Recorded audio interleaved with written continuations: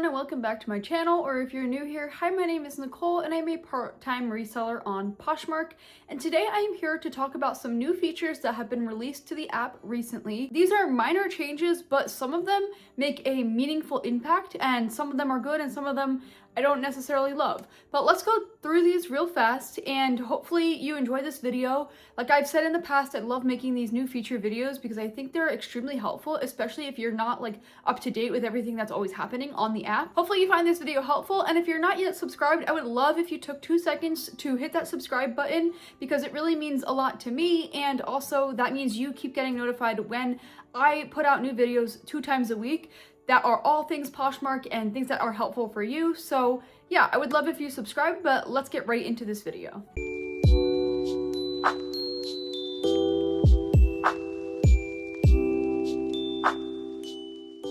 So the first new feature I'm going to talk about is probably one of the bigger ones, I feel like, and it's that they added like a new condition tag to Poshmark. So when you're creating a listing, a new field that you are able to now enter is not just is it new with tag or is it not new with tag. It's kind of telling you, is this new without tag? Is this like new? Is this fair? Is this used? Basically all the criteria. And I feel like they're kind of copying the other platforms that do this because I know that there's other platforms that have these options, especially because I've shopped elsewhere and found this. So this exists elsewhere and they're probably just copying that. But I actually do find this to be a little bit helpful because personally, from the lens of I'm shopping for something, I want to know its condition. Now, my only fear is that people are not going to be 100% truthful. They're going to say, oh, it's like new, and then there's going to be a flaw on it or something. Or I just don't know how accurate it's really going to be. So I'm curious what your thoughts are on these, but basically there's like the new with tags, which it has its original tags, it's in its original packaging, and then there's like new, which is basically brand new without tags, which again is like when people say new without tag in the title or the description, it's basically the equivalent of saying that. And then there's good, which is basically like it's used, but it's still in very good condition, maybe minimal wear, you know, you could see in pictures. And then there's fair, which definitely shows wear, shows visibility of, you know, wear and tear and stuff like that. And again, see more in the pictures. So there's 4 different categories now. I'm really not sure how many people are going to be truthful and say fair, depending on what the item is, but let me know if you've started using this feature or if you've seen it so far. I actually haven't for any of my listings, and really the only reason why I haven't is because I'm kind of hesitant because I'm afraid to say it's like new or good or anything like that, just because again, we're all human, we miss a flaw here and there, and so I don't want to kind of have that be used against me. But I think for those pieces that are definitely new without tag and I know that they have absolutely no flaws, I will definitely go ahead and say like new. And I like that we can put this in there because now this eliminates the need to put new without tag or like new or anything like that in the descriptions and the titles. So I think this is beneficial, but let me know your thoughts if you're gonna use it, if you like it, if you aren't, if you don't like it, like let me know everything because I would definitely be curious to know what your thoughts are on this new feature. Okay, so the next one is actually not a new feature, it's something that they took away, and I actually love that they took this away. So they actually put in a little message in the app that said that they're disabling the Posh Party Live for right now as they're working on changes to, you know, the app and the Posh Parties and the lives and all that. So I'm actually really grateful that they disabled this because I can't tell you how annoying it is to be in a show and have that pop-up constantly coming into the show. And I just feel like it's not anything really beneficial. Like a lot of people get really annoyed when they get that notification, like your listings are in a Posh Party Live, and then like you get this big message at the top of the show and it takes over the whole screen, and then your listings get separated from like the show party listings and then the regular listings. And I don't know, I haven't seen a single host that actually likes the Posh Party Live, and I can't tell you a single person that actually uses it. And so I'm just glad that they disabled it because I feel like it was actually not helpful and more annoying than it was anything. And the worst part was you could never get out of it. Like it was always just there for the time being of those Posh Parties. So I'm actually really grateful. This is like a good thing that I feel like the app has done. And I'm curious what your thoughts are because I know, like I said, so many other people were so frustrated that it was always just there and you couldn't get out of it.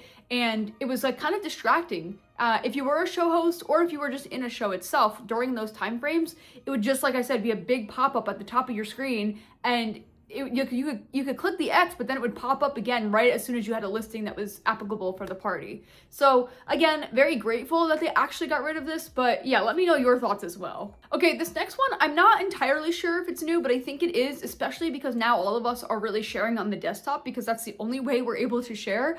But it seems like they just don't want us to be able to share easily, because now when you go and click share, like certain listings or whatever, it actually asks you if you're like a robot, or it asks you like, it'll give you like an error message and say like, error sharing, like please try again. And so like, it's almost making it so it's like impossible to bulk share at all because it just gives you these pop-ups. So here's an example of one of the pop-ups. It asks like, I'm not a robot, and then you have to click it. And this happens multiple times. Like if you're trying to share your whole closet, you're gonna get this pop-up like every so often. I used to be able to just select all my listings and then leave my phone to do what it needed to do. But now you can't really do that. Now you can't walk away for more than like a few seconds before you get a pop-up saying either try again or I'm not a robot. And so I don't know what Poshmark is doing. I think this is really frustrating, and I think this is their way around like people having bots, because they're trying to say like this is not a bot doing it. But if anything, it's just more frustrating that this is happening, and it's really making sharing really impossible, especially because I know sharing is still important, and I talked about that in a recent video.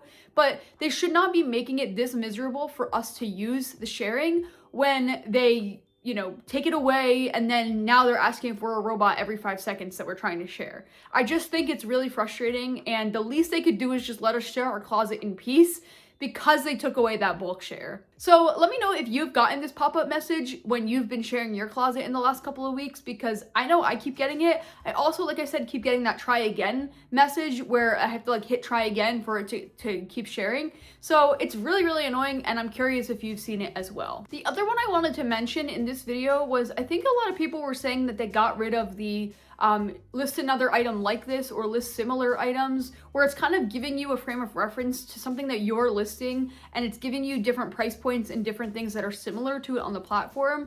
And again, they've been getting rid of a lot of things. I even talked about the price suggestion feature that a lot of us, it's disabled for right now, or some of us it's there, but it's like the old version. They're actually putting out a new version, so it's not like they're getting rid of it completely. But it was announced at POSHFest earlier this fall that they're basically going to revamp the price suggestion feature. And I think that's kind of in the works. So I think some of us have the old one, some of us have the new one, some of us are in between without anything. But it sounds like what they're going to do is now give us two options for that price suggestion. Basically give us a lower selling price point, but then it's going to make you not as much money, but it'll definitely, you know, sell faster, or a higher price point, which is going to take a little longer to sell, but if you want to make more for the item.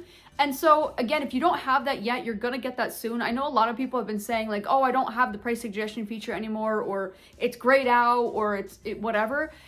You will get it soon. It's just, I think they're slowly working it out. And again, the way that they release things to the app is never really that good.